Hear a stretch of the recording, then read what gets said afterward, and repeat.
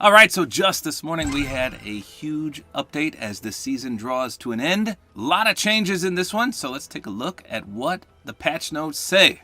So it starts with this: the Resistance has won the battle for Tilted Towers. Use this POI as a base for Resistance operations. And no matter where you go on the island, wield the returning sideways weapons. So this is quite the surprise. The sideways weapons are back. Here we go.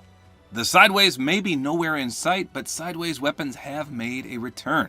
In Sideways Showdown Week, running now until May 24th, the sideways rifle and sideways minigun are out of the vault. Not their first time in a battle involving the island's fate, you can find these weapons in chests and on the ground. How to upgrade sideways weapons without cube monster parts: just take them to an upgrade bench. Earn extra XP by showing your sideways weapons skill. The Sideways Showdown Week quests are active for this whole themed week. Look out for a new batch of special quests when the next themed week begins, May 24th. So here are the Sideways quests. They don't look that difficult, and you get 25,000 XP per completing one. There's 4 total. Next up it says, begin Shield Bubbles versus Balloons. Speak with your bars. The Shield Bubbles Balloons trial period has ended, and now it's time for a vote. Funding stations pitting the 2 items together can be found at all major POIs. So head to a funding station and contribute bars to your preferred choice. The first choice to reach 100% funded based on everyone's global contributions will win and enter the loot pool immediately. Next it says, last week, to coincide with the trickshot unvaults, the drop rate of utility items was increased for a limited time. In Zero Build, the drop rate of shockwave grenades, rift-to-goes, and cow catchers will stay increased indefinitely. Keep the traversal and combative transportation going. So that's awesome. The more shockwaves, the better. They're so beneficial in Zero Build. Next up it says, V-Bucks purchased on PlayStation join Fortnite Shared Wallet.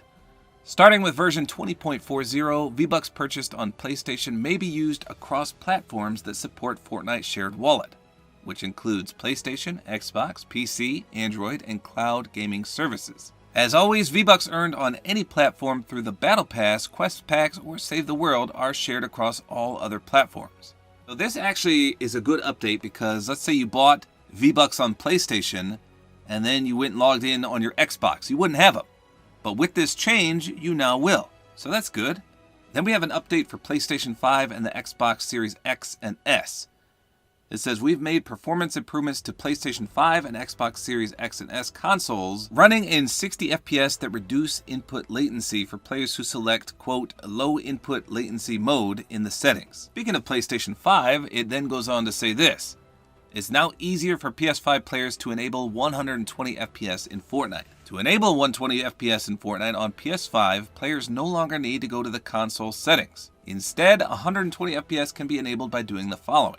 Number 1, in Fortnite, open the settings menu from the sidebar menu, click on video, toggle 120 FPS mode to on, click apply. And then lastly, it says Middle East server region change. Networking options for the Middle East server region have changed. To ensure all players in the region have the best experience, if you had manually selected the server region to Middle East, it has now been reverted to auto. This means that some players who are normally connected to Middle East servers will now connect to Europe or Asia. Players are able to switch back to the Middle East server region if they choose to do so, but remember that this will likely result in high ping. And then competitive notes: Arena Fill has been enabled, the Sideways Showdown unvaults are not included in competitive playlists, and the winner of the Shield Bubbles vs. Balloons vote will not be unvaulted in competitive playlists. Wow! So if you've played a match already, there's quite a few map changes. I might do a separate video on that. I'll just have to take a look. I have not played a single match today. It's already 2 o'clock in the afternoon, and I've just been busy with other videos, so I haven't taken a peek. But what I do know is that there's a new POI with the brand new Doomsday device.